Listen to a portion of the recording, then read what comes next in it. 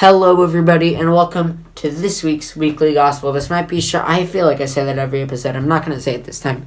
But, yeah, it could be a shorter episode. But, I never have anything to say, but after 900 vlogs, I'm pretty good at elaborating. So, anyways, today, it's Sunday, so I just heard my sermon, and really, impactful sermon.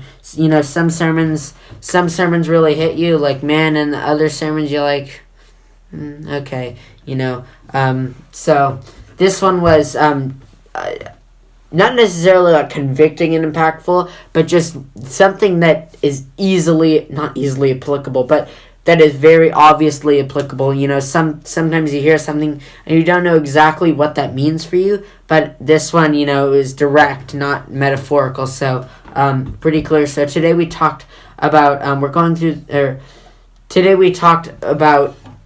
in a sense, sharing your faith or being a blessing to others.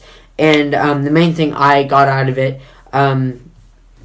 was we need to focus on the why, not the how. And it's not how are you sharing your faith, not like how you're being, but it's about why. And there are a lot of reasons, like you could be sharing it out of anger, like, man, why aren't you guys following Christ? I want you to, but the one I'm guilty of 100% is sharing your faith out of obligation. And they said, are you just sharing your faith because you feel obligated to, like you have to because that's your job because Jesus told you to, so you're like, okay, that's my job, I gotta go tell everyone. And then there was another reason. I don't remember what it was. But you have to be sharing your faith for the right reason. And the right reason is because you've just been so changed and you're so excited for what God is doing in your life and happy and just overjoyed, rejoicing over what God is doing in your own life. You're like, oh my gosh, this is so awesome. My friend Jerry is not experiencing this. Oh my gosh, Jerry, you need to, dude, guess what is happening to me? It is so exciting right now. I wish you could do this too. You can do it. Come on.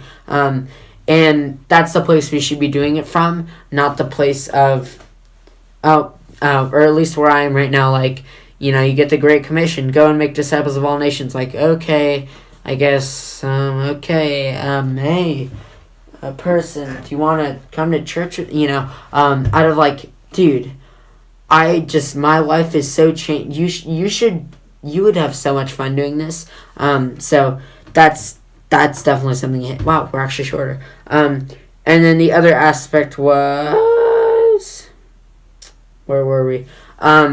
And the main reason, of course, that people don't share their faith is fear of man. Fear of getting rejected is the common cliche thing that they say. But, just fear of, man, this is your friend. You don't want to ruin your relationship with your friend. You're like, oh, do I have to? Like, oh, no, I'm just going to be a Christian,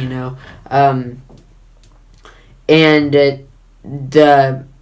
if you tell someone to, stop being afraid, then it's obviously not going to work. So just telling yourself to, like, hey, don't be afraid of fear, man. No, that's not going to help anything. Because fears are irrational. And, like, the example they had, if you have arachnophobia, if you have a fear of spiders, and I place a spider on your nose, you're going to flip out. And if I tell you, oh, no, don't worry, he can't hurt you, does that make it any better? No, because there's a spider on your nose. And having a fear of a spider that can't hurt you in any way, yeah, it's irrational. So trying to reason with it, saying like, oh, yeah, it can't hurt you, that's not going to help anything. And so irrational fears cannot be dealt with the way we want it to, with just like logic, like, oh, yeah. So what we learn in 1 Peter is the way you deal with fear is a bigger fear, and that's clearly the fear of God.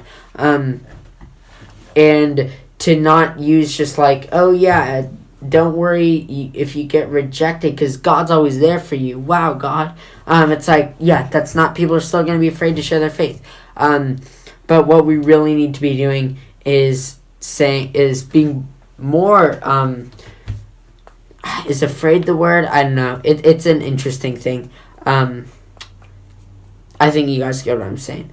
Fear of God which will then triumph over fear of man. You'll be more willing to do what God wants to do than what man. And it's such an easy trap to fall into, because the fear of man is so tangible. We can just so easily see, oh, they're talking about me behind them. Oh, I can tell he's thinking this about me. But fear of God, it's like, am I doing this right? I don't really know. I guess I don't know. I can't see you. Am I scared of you? So that's why people are slipping there. What else did we hear today? This was a loaded sermon. I got a lot of stuff to ask people about from this. And man, I thought there was.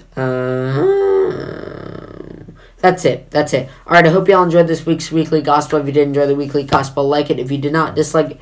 Don't forget to share your opinion in the comment section down below, including any. Oh my gosh, someone told me in the comments last week a better name than Epiphany.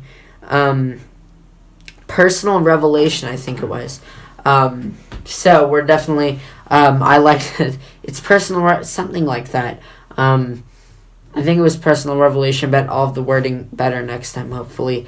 So yeah. So we're going to switch it. We're not going to say Epiphany anymore, although it's a fun word to say. Personal revelation is a lot more descriptive of what we're actually talking about. So I hope you all enjoyed. I already said that. Don't forget to share your own personal your own personal epiphany you might have had this week in the comments down below, and I will see you next week for next week's weekly gospel. Bye.